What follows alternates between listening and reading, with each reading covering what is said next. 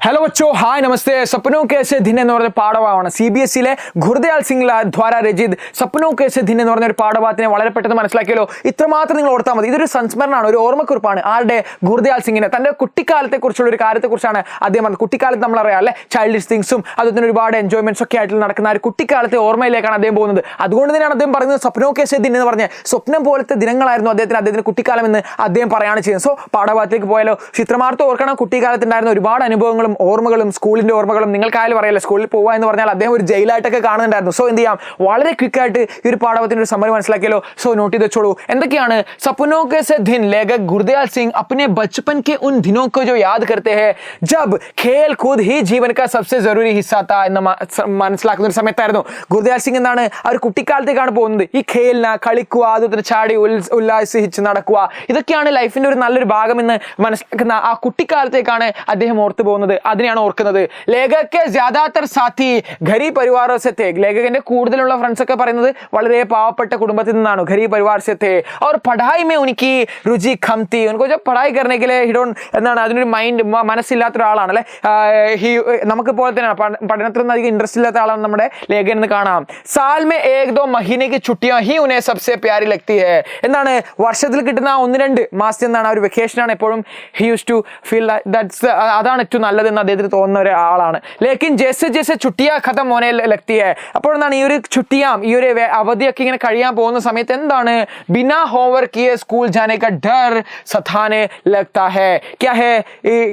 when after this vacation when you have to return to school, തിരിച്ച് സ്കൂളിൽ പോകുന്ന സമയത്ത് എന്താണ് അദ്ദേഹത്തിന് പെട്ടെന്ന് എന്താണ് അദ്ദേഹത്തിന് जो जताते हुए क्या होता है, जो homeworks नहीं किया, homeworks ചെയ്യാത്തൊരു കാര്യങ്ങൾ. കാരണം വെക്കേഷൻ വരുമ്പോൾ आप भी पता है ना, you also know like if you give 200 questions has given as a homework, നിങ്ങൾക്ക് എന്താണ് 200 ക്വസ്റ്റ്യൻ എന്താണ് ഹോംവർക്ക് ആയിട്ട് തന്നു. അപ്പോൾ നിങ്ങൾക്ക് നിങ്ങളുടെ മുന്നിൽ 20 ദിവസം കൂടെ ബാക്കിയുണ്ട്. So use to similarly think like you have to do 10 homeworks per day, right? 10 homework നമുക്ക് ദിവസം ചെയ്യുകയാണെങ്കിൽ 20 ദിവസം കൊണ്ട് കംപ്ലീറ്റ് ആക്കാം. പെട്ടെന്ന് ദിവസം വീണ്ടും കഴിഞ്ഞു. അപ്പോൾ എന്താണ് പിന്നെ ദിവസമായി 10 ദിവസമായി. ഓക്കെ, 10 ഡേയ്സ് വീണ്ടും റിമൈനിങ് ആകുമ്പോൾ അന്നേരം നിങ്ങൾ വിചാരിക്കും എന്താണ് വിചാരിക്കുക, എന്നാൽ പിന്നെ ദിവസം ഇനി 20 വെച്ച് ചെയ്യാം, 20 ഹോംവർക്ക് ചെയ്യാം. അങ്ങനെ നാളെ എന്നല്ലേ, നാളെ നീളെ എന്ന് പറഞ്ഞ പോലെ Shankaran again climbing coconut tree എന്ന് പറഞ്ഞ പോലെ വീണ്ടും നമ്മൾ ഇരിക്കും നാളെ ചെയ്യാം എന്ന് പറഞ്ഞിട്ട് അവസാനം എക്സാമിന് തലേന്നാവും, പിന്നെ എക്സാമിന് രാത്രിയാവും, പിന്നെ എക്സാമിന് രാവിലെ ആവും, പിന്നെ എക്സാമിന് തൊട്ട് മുമ്പാവും, പിന്നെ മേ ബി പഠനം നടക്കുമെന്ന് നിങ്ങൾക്ക് തന്നെ അറിയാം. സോ അങ്ങനെ പോകുന്ന ഒരു കാര്യമാണ്. അദ്ദേഹം അതുപോലെ തന്നെയാണ് പോയിട്ടുണ്ടായിരുന്നത് എന്നാണ് ഇവിടെ കാണാൻ സാധിക്കുന്നത്.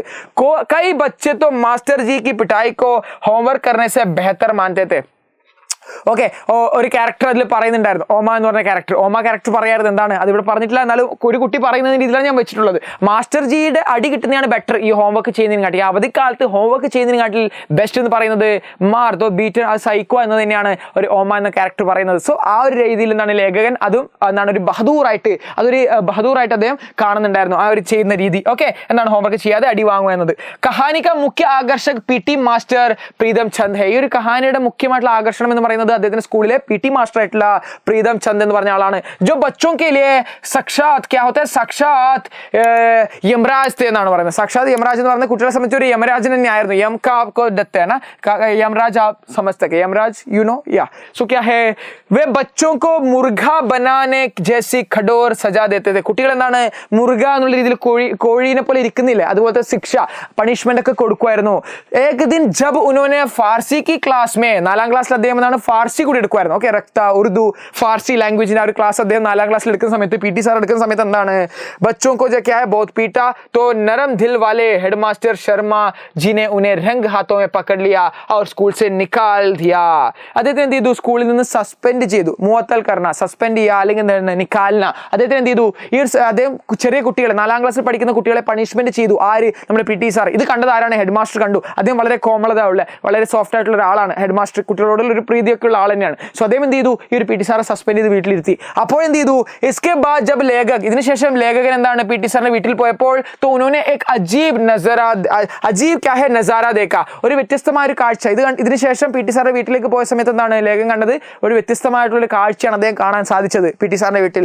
വഹി ക്രൂർ മാസ്റ്റർ, വഹീം ക്രൂരനായിട്ട്, ഈ ഒരു ക്രൂരനായിട്ടുള്ള മാസ്റ്റർ ആണല്ലേ നമ്മൾ സ്കൂളിൽ കണ്ടത്. വളരെ ക്രൂരനാണ്, ശക്തമായിട്ടുള്ള സ്വഭാവമുള്ള ഒരാളാണ്. പക്ഷെ എന്താണ് അയാൾ തന്നെ എന്താണ് പിഞ്ചരമേ ബന്ദ് चांद तोते को बड़े प्यार से भीगे हुए बादाम खिला रहे थे. അദ്ദേഹം എന്താണ് വളരെ എന്താണ് ഇത്രയും ഹാർഡായിട്ടുള്ള ആൾ എന്ത് ചെയ്തിട്ടുണ്ടായിരുന്നു, ഈ വീട്ടിൽ എന്ത് ചെയ്യുന്നു, വളരെ സോഫ്റ്റ് ആയിട്ട് തന്റെ തത്തക്ക് ഇങ്ങനെ ബദാമൊക്കെ കഴിപ്പിക്കുന്നു, നല്ല വാക്കുകളൊക്കെ സംസാരിക്കുന്നു, നല്ല മാധുര്യമുള്ള ചിരിച്ചുകൊണ്ട് സംസാരിക്കുന്നതായിട്ട് കാണുന്നു. കാരണം സ്കൂളിൽ അങ്ങനെ ഒരു അയാളുടെ സ്വഭാവം കണ്ടിട്ട് പോലുമില്ല ലേഖകൻ. അപ്പോഴെന്താണ് ഉൻസെ ബാതേം കർ രഹേ തേ, അതിനോട് സംസാരിക്കുന്നുണ്ട്.